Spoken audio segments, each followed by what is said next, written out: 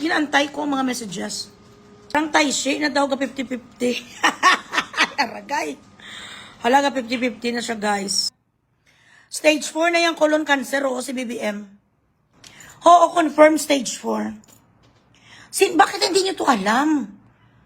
Dumudugo ng puwit niya. Colon cancer na siya, dumudugo ang puwit ni BBM. Oh, this is not a secret. Sino ba nagsabi sa inyo na secret ito? Okay guys, alam niyo ba? Bakit kaya nag-viral viral ngayon ang stage 4 cancer. No? Stage 4 cancer.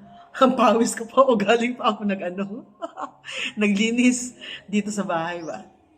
Tapos ko lang maglinis kaya ito. Saglitin lang natin itong balitang na si PBBM ay malala na, stage 4 cancer, hindi na raw ito magtatagal.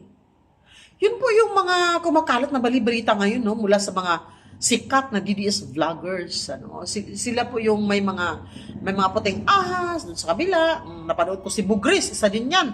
May puting ahas din yan sa St. Luke's.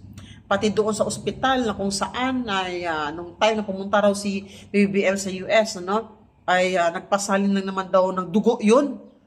Doon kasi nagpupup na raw yan ng dugo. Yun po ang sabi ni Bugris. Yun din daw po ang ibinabalita sa kanya ng puting ahas ng nurses doon sa Amerika. So, yun nga po, marami natuwa at marami nag-aabang kung kailan ba ibabalita ang mainstream media patungkol dito sa kalagayan ni PBBM ngayon. Kalagayan niyang may taning na daw, hindi na magtatagal, Kaya daw pala, minadali nilang ma-impeach si BP Sara kasi itong si PBBM ay malapit na daw talaga ito. Hindi na raw ito abutin ng 2028. So ito guys, panoorin natin ang video nito. Kaya nga, nangangamoy ang St. Peter. Kung nagkataon nga matay siya sa mamayang gabi, abilat siguro, baka nga ngayon tay siya na. Baka ngayon Taishe na siya. Pag hindi sa lumabas ng ilang araw, bilat siguro, gano'n na nasa. Itong sinasabi na, I can see the flame living in your eyes. Itong sinasabi, goodbye, budnot, hello, pronto, gano'n. Manalangin na tayo. Baka bukas sa pagtawag nito, Easter Sunday, sa pagkabuhay ng Panginoon, si Presidente BP, si Presidente Sara ng Presidente natin. Hindi na ako ma-shoot to kill, guys. May patulda kag pakapida yun. Oh, yes. Ako talaga ang mag-donate sa Skyflakes National. That is why binibilisan nilang pag-impeach kay VP Sara. Dahil dying na niya siya.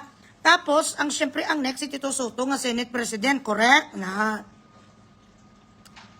Ay, ako talaga mag-donate talaga ako. Sino dyan sa inyo? Ang wala sa Skyflakes, padalaan ko Gcash, bilis Skyflakes, guys. Yun ang sabi ng ginantay ko ang mga messages. Parang Taishe na daw ka 50-50. Aragay. Halaga 50-50 na siya, guys. Answered prayers ng oh yes, correct. Ay, nagasindi, Kuya Kandila, galuhod ko sa Panginoon, tapos gadasal ako.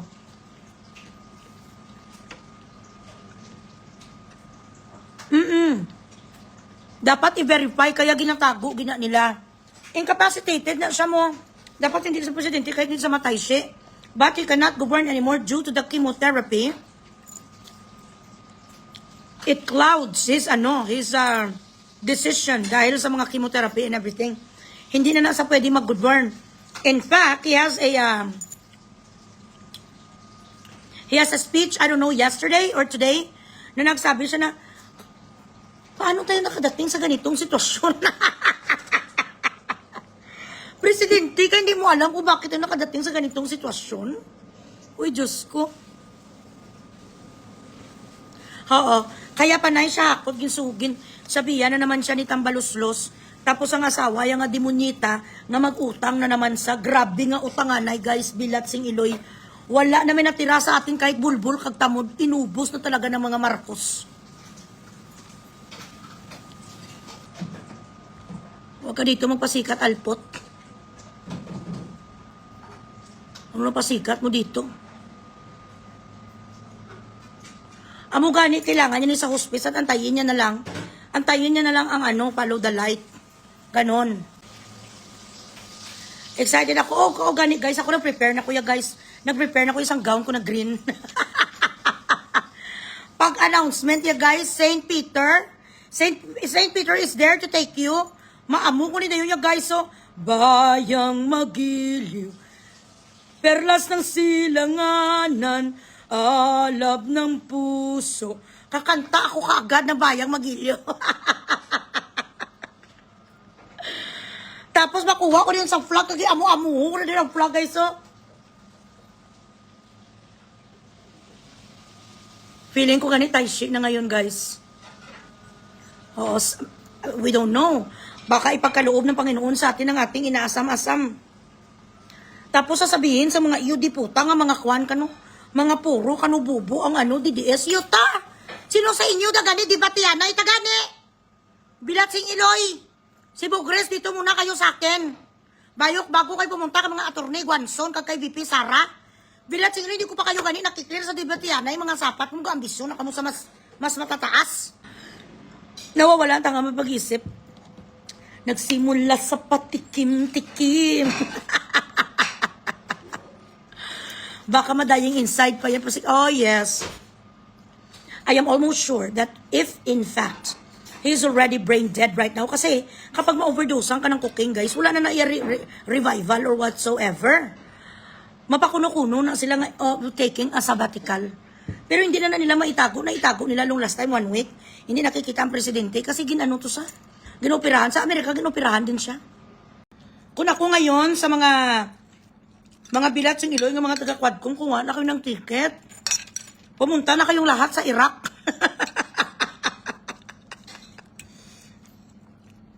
Ginahash-hash nila, no? We, the Filipino people who voted for him, has the right to know. Has the right to know the truth. Kung ano ba talaga ang kanyang health situation. They are blindsided. Amo to siguro ang kanyang last hurrah. Oo. Isa sa mga Quadcom na putulan ng paa, dalawa talaga.